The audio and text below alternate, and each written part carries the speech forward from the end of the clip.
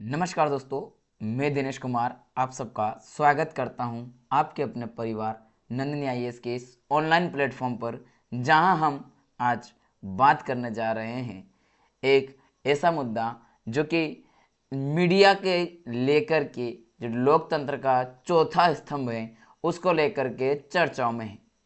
क्या है यह मुद्दा, जरा ध्यान से सुनिएगा। सरकारी मीडिया या सत्ता का प्रचार।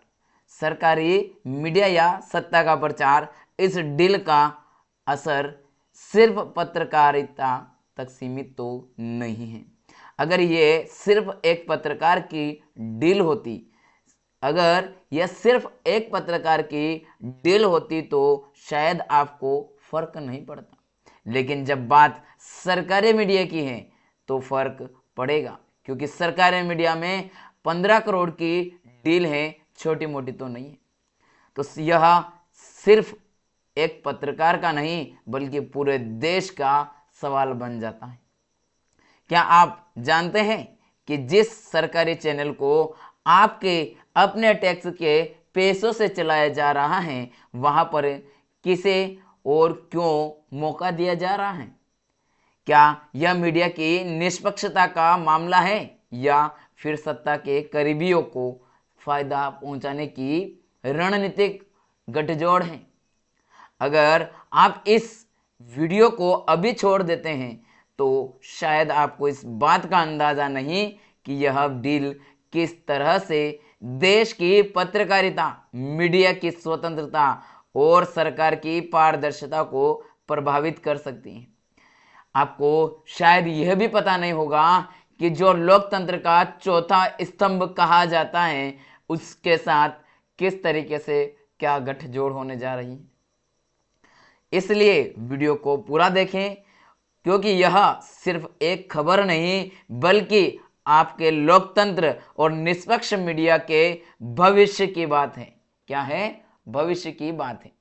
तो चलिए इसी के साथ शुरुआत करते हैं आज की इसकी, और इसमें देखेंगे हम सबसे पहले दूरदर्शन, जिसका सत्यम शिवम सुंदरम, इसका जो वाक्य है दूरदर्शन का, वहां पर ये सुदर्शन साहब जो हैं इनको लेकर के सुधीर साहब जो हैं इनको लेकर के चर्चा हो रही है। तो देखते हैं इनका क्या मैटर है, थोड़ा विस्तार से पढ़ेंगे। पहले इनके बीच एक डील हुई, उस डील को हम चर्चा करते हैं। डील क्या है? सरकारी मीडिया में पारदर्शिता या पक्षपात। दूरदर्शन सुधीर चौधरी डील का विश्लेषण। क्या है सुधीर चौधरी की ऐसी डील जो लेकर के आ गई है पारदर्शिता पर, जो सरकारी मीडिया है उसकी पारदर्शिता को लेकर के चर्चाओं में आ गया है। जब बात कर रहे हैं अगर हम यहाँ पर, तो बात ये है कि जब सरकार पारदर्शिता और निष्पक्षता की बात करती है तो क्या सरकारी मीडिया भी उसी दिशा में काम कर रहा है? क्या आपने इस पर सोचा? आपको समझ आ रहा है कि हम क्यों इतना चर्चा कर रहे हैं कि सुधीर चौधरी को दूरदर्शन में जोड़ना, सुधीर चौधरी को एक तरीके से वहां पर अपने जो कार्य करने के लिए अपॉइंट करना, उस पर शो करवाने के लिए पेमेंट 15 करोड़ का सालाना देना, और ये तत्काल इतना चर्चा का मुद्दा क्यों बन गया? क्योंकि उसके पीछे अनेकों ऐसे कारण हैं, ऐसे ऐसे कार्य किए इन सुधीर साहब जी ने कि वे हमेशा कलंकित करेंगे, इनको प्रश्न मार्क उठा के रहेंगे, और इसीलिए हम पढ़ रहे हैं आज इनके बारे में। आज हम बात करेंगे दूरदर्शन और सुधीर चौधरी के बीच हुए 15 करोड़ रुपए प्रति वर्ष की जो डील हुई, उस डील पर सवाल तो खड़े कर रहे हैं कि क्या जरूरत है जब आप 15 करोड़ रुपए इतने देने जा रहे हो, और वह भी 15 करोड़ जो दे रहे हो उसमें किस तरीके के प्रावधान। जानते हैं आप कि कितने दिन काम करेंगे, कितना घंटा काम करेंगे? कभी सोच रहे हो? 15 करोड़ एक साल का है, लेकिन साल में कितने घंटे काम करेंगे? अगर डिवाइड करें, पहले तो दिन पाए, तो दिन में सप्ताह में 5 दिन काम करेंगे। घंटे कितने करेंगे? 1 घंटे काम करने के 15 करोड़। जरा देखिए क्या ये डील सही है? इस बात की क्या है यह डील, जरा ध्यान से सुनिएगा। दूरदर्शन ने जो प्रसिद्ध पत्रकार सुधीर चौधरी के साथ 15 करोड़ रुपए प्रति वर्ष का एक अनुबंध किया है। 15 करोड़ का एक ऐसा अनुबंध जो कि कहीं ना कहीं प्रश्न मार्क लगा रहा है, और वह भी एक ऐसे कंपनी के साथ जो कि इस कंपनी का नाम है ESSPRIT, जो प्रोडक्शन प्राइवेट लिमिटेड है। क्या आपने इससे पहले इस कंपनी का नाम सुना? नहीं ना, बहुत ही कम सुना होगा। तो फिर जब नाम ही इतना कम सुना तो ऐसा क्या था इस कंपनी में कि दूरदर्शन ने इसी को 15 करोड़ का अनुबंध कर लिया इस कंपनी साथ? क्या सुधीर चौधरी से जुड़ी होने के कारण इस कंपनी को प्राथमिकता देना औचित्यपूर्ण है? इसमें जो सुधीर चौधरी से जुड़ी हुई कंपनी है, इसके साथ अनुबंध हुआ और इसमें सुधीर चौधरी जी से कहा गया कि आप सप्ताह में 5 दिन, यानी कि 7 दिन में से 5 दिन आपको काम करना है, 2 दिन छुट्टी मनाओगे, और उसमें भी केवल 1 घंटा काम करना है का विशेष शो तैयार करेगी। याद रखिएगा, ये कंपनी केवल 1 घंटे का शो तैयार करके देगी, और ये कहाँ होगा प्रसारित? इस डील के माध्यम से ये होगा, जो प्रसार भारती बोर्ड है उस पर इसका जो उसका चैनल है वहाँ प्रसारित किए जाएगी, वहाँ पर प्रसारित किया जाएगा। लेकिन इसकी जो प्रक्रिया है या जो डील हुई है यह किसके माध्यम से हुई? तो भारत प्रसार भारती बोर्ड की जो नामांकन प्रक्रिया है, GFR 2017 की जो नामांकन बिल है, उसमें कहा गया है कि उसके जो रूल बुक में 194 3 और 4 के तहत यह जो डील हुई है, इस डील में यह भी प्रावधान किया गया है कि इसमें 10% जो है ये सालाना लागत जो है वो वृद्धि होने वाली है। 10 मतलब 1 साल में 10%, यानी कि आप ये मान के चलिए जो अभी 15 करोड़ है उसका 1 साल बाद 10% और बढ़ेगा, यानी कि 15 करोड़ प्लस इसका 10% आप जोड़ लीजिए, जो होगा वो अगले साल उसका अमाउंट बनने जा रहा है। अब जानते हैं कि ऐसा क्या है कि हमें इतना पढ़ना पड़ रहा है। सरकार की पारदर्शिता के बारे में हम इतना क्यों विस्तार से बात कर रहे हैं? क्या ऐसा क्या कर दिया इन्होंने कि सरकार की पारदर्शिता पर सवाल उठ गए? माननीय प्रधानमंत्री जी कहते हैं हमेशा कि भ्रष्टाचार रोधी नीतियों पर जोर देते रहे हैं। आपने हमेशा बात की होगी, प्रधानमंत्री जी कहीं भी जाते हैं, कोई भी सभा का आयोजन करते हैं तो वहां पर वे भ्रष्टाचार विरोधी नीतियों का विश्लेषण करते रहते हैं और अपना बार बार बातें बताते रहते हैं। तो वैसे ही जब आप बार बार भ्रष्टाचार की बात करते हो और वैसे में एक ऐसे पत्रकार, पूरे 150 करोड़ की जनसंख्या हमारे देश में से, और ऐसे पत्रकार जिनके ऊपर गंभीर आरोप लगे हुए हैं, जिनके ऊपर भ्रष्टाचार के आरोप लगे हुए हैं, जिनके ऊपर ऐसे ऐसे आरोप जिनकी कोई गिनती नहीं है, उन आरोपों जेल जा चुके, 2-2 बार जेल गए हुए हैं, फिर भी उन्हें सरकारी मीडिया में प्राथमिकता देना क्या आपकी भ्रष्टाचार विरोधी नीति के अनुरूप है? ये उसके अनुरूप दिखाई दे रहा है, या रियलिटी में कुछ और है और बैक में कुछ और चल रहा है, या दिखावे का कुछ और करने का कुछ और? ऐसे में एक पत्रकार जिन पर अतीत में गंभीर आरोप लग चुके हैं को सरकारी प्रसारक से इतना बड़ा अनुबंध देना क्या नीति के अनुरूप है? याद रखिए, अब इसके बाद हम बात करने जा रहे हैं सुधीर चौधरी जी के खिलाफ पूर्व में लगे आरोपों, जो भी आरोप हैं उनका विश्लेषण करेंगे। जो आरोप है वह है 2008 फर्जी समाचार और शिक्षिका पर झूठे आरोप। यानी कि इन्होंने क्या किया, 2008 में एक फर्जी समाचार चलाया और उसमें आरोप लगाया गया एक ऐसे शिक्षिका के ऊपर जो कि कहीं ना कहीं उनके आरोप जो है वो झूठे साबित हुए, उन्हें झूठा ही उन्होंने क्या कर दिया, आरोपी बना दिया। लाइव इंडिया पर जब ये सुधीर जी थे, संपादक के रूप में कार्य करते थे, तब लाइव इंडिया चैनल पर इन्होंने क्या किया, एक स्कूल के शिक्षिका पर गलत आरोप लगाए। क्या किए? गलत आरोप लगाए। लेकिन अंततः क्या हुआ, वे जो गलत आरोप हैं, कहते हैं ना कि सत्य जो है उसमें थोड़ा देरी से हो सकता है लेकिन हार नहीं सकता है, सत्य हमेशा जीतेगा जरूर। हुआ वही कि यह खबर पूरी तरह गलत साबित हुई और चैनल बैन हुआ। साथ ही साथ जो संपादक साहब थे सुधीर चौधरी जी, उन्हें जेल भेज दिया गया। सुधीर चौधरी जी यहां तक नहीं रुके, ये यहां तक मानने वाले नहीं थे, यहां से फिर आगे बढ़े और यहां इन्होंने 2012 में एक और बात सामने लेकर आए घोटाला। और वह घोटाला क्या है? 100 करोड़ रुपए की जबरन वसूली करने का मामला। 100 करोड़ रुपए का जबरदस्ती हड़पना चाहा।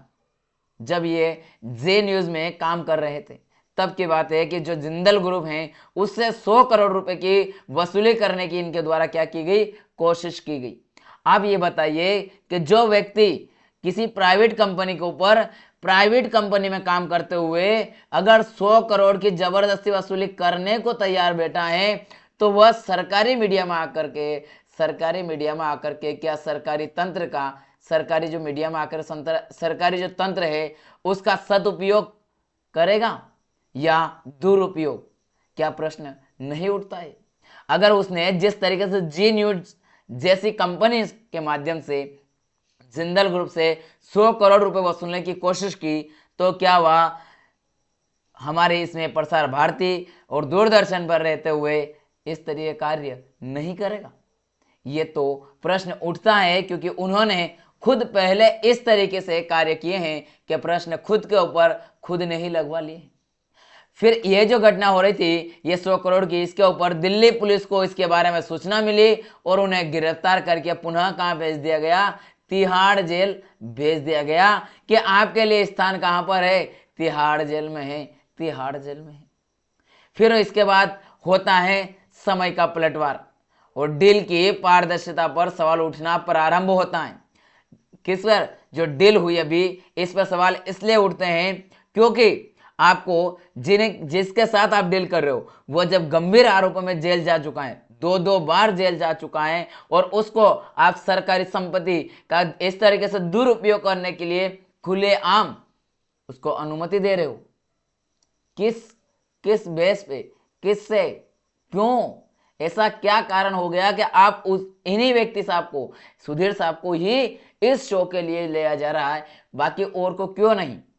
ऐसे जबकि हमारे भारत में 150 यानी कि 150 करोड़ के लगभग जनसंख्या आंकी जा रही है और उसके मुताबिक भी अगर देखा जाए तो उसमें से ऐसे व्यक्ति को, एक ऐसे कैरेक्टर को चुन रहे हैं जिनके ऊपर गंभीर आरोप लगे हुए हैं, तो उनको चुनना यानी कि प्रश्न मार्क तो उठेगा।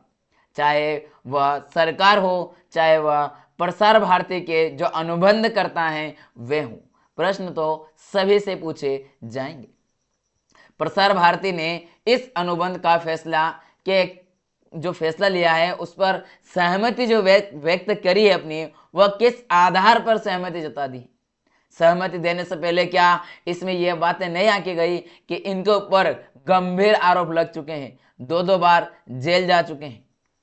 और क्या ये ESSPRIT जो प्रोडक्शन प्राइवेट लिमिटेड जैसी कंपनी है जिसे बहुत ही कम लोग जानते हैं, उसी कंपनी को नामांकन के आधार पर इतनी बड़ी डील देना क्या उचित है? ये तो सरासर ये भी दिखाई दे रही है कि कहीं ना कहीं मिली भगत जो है वो भावनाएं सामने आ रही है। सरकार के मीडिया रणनीति और निष्पक्षता पर इसके क्या प्रभाव पड़ेगा? आप खुद बताइए कि सरकार जो है मीडिया की जो रणनीति है उसमें और उसकी जो मीडिया की निष्पक्षता है उस पर इसके प्रभाव पॉजिटिव पड़ेंगे या नेगेटिव? यह तो कहना अभी अतिशयोक्ति होगा क्योंकि यह कहना उतना ही ये रहेगा कि भैया नेगेटिव होगा या पॉजिटिव होगा, मूर्खतापूर्ण बात हो जाएगी। लेकिन जिस अंदाज में उनके कार्य करने का तरीका पता चला अभी तक, जहां जहां उन्होंने जिस अंदाज से कार्य किया उससे तो यही लगेगा कि ये यहाँ पर जो पत्रकारिता है, जो मीडिया है, सरकारी मीडिया जो है उसका निष्पक्षतापूर्वक कार्य करना प्रभावित हो सकता है, वह भी नकारात्मक रूप से प्रभाव देखने को मिल सकता है। निष्कर्ष स्वरूप हम कह सकते हैं कि सरकार की भ्रष्टाचार विरोधी जो प्रतिबद्धता है और पारदर्शिता बनाए रखने की जो आवश्यक है कि जो उन्होंने बता रखी अपनी जो रणनीति है उसको देखते हुए ऐसे अनुबंधों पर स्पष्टीकरण दिया जाए। सरकार से अगर प्रश्न उठ रहे हैं तो सरकार स्पष्ट करे कि क्या कारण है कि इन्हें ही इस पद पर सुशोभित किया गया है, ऐसा क्या था इनके अंदर जिसके कारण इनको दिया जा रहा है? क्या यह पत्रकारिता का सशक्तिकरण है या उसका पक्षपात? या ऐसा तो नहीं कि ये पत्रकार जो भी हो वह क्या करना चाह रहा है, सरकार की वाई करेगा इसलिए इसको प्राथमिकता दी जाए, ऐसा तो नहीं है। जनता को यह समझना बहुत जरूरी है कि सरकारी मीडिया की जो निष्पक्षता कैसे सुनिश्चित की जा सकती है। और जनता ही क्यों जाने, क्योंकि जनता के ही पैसे से, जनता के द्वारा ही इस मीडिया का संचालन होता है। जनता ही, इसमें जो मीडिया है ये 15 करोड़ जो रुपए दिए जाएंगे, इन पैसा कहां से आएगा? ये 15 करोड़ रुपए कौन देगा? कौन देगा? दूरदर्शन। दूरदर्शन कहां से लाके देगा भैया? ये लेगा जनता से। कौन देगा? जनता से तो आएगा, जनता टैक्स देगी, जनता जो जनता है वो टैक्स देगी और वहां से इसकी पूर्ति होगी। तो भैया इस तरीके से जनता के पैसे को आप कहां दे रहे हो, किस व्यक्ति को दे रहे हो और क्यों दे रहे हो, ये आपको पूछना जरूरी है या नहीं?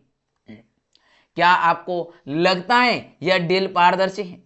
यदि हां तो बताइए, और यदि नहीं तो इसमें सुधार की अगर आवश्यकता है तो किस तरीके से क्या सुधार होना चाहिए, यह आपको कमेंट बॉक्स में बताना है, ताकि हमें पता चले कि आप भी एक निष्पक्ष जो मीडिया है, जो लोकतंत्र का चौथा स्तंभ है, उसको आप निष्पक्ष रखना चाहते हो, उसे किसी के अधीन नहीं, बल्कि एक ऐसा मीडिया प्लेटफॉर्म बनाना चाहते हो जो कि देश के हित देखता हो, किसी पार्टी नहीं, किसी नेता नहीं, बल्कि देश प्रथम उसका लक्ष्य में होना चाहिए। अगर आप निष्पक्ष और पारदर्शी मीडिया की वकालत करते हो तो इस वीडियो को लाइक करना ना भूलें, क्योंकि निष्पक्ष रूप से बात करने वाले को बख्शा नहीं जाता है।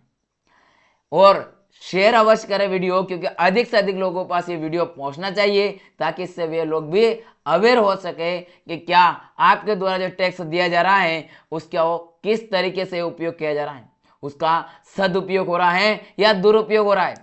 जो आपका खजाना है, इस खजाने को किस तरीके से निकाल करके किन किन लोगों के हाथ में परोस दिया जा रहा है।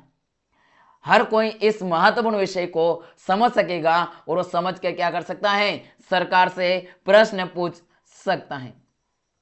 तो ये रहा आपका इसका मामला पूरा। अगर आपने अभी तक हमारे चैनल को सब्सक्राइब नहीं किया है तो कृपया चैनल को सब्सक्राइब करें और अपने सोशल मीडिया प्लेटफॉर्म जितने भी हैं उन सभी पर हमारे इस चैनल की लिंक अवश्य शेयर करें। तो चलिए मिलेंगे अगले एपिसोड में, तब तक के लिए जय हिंद,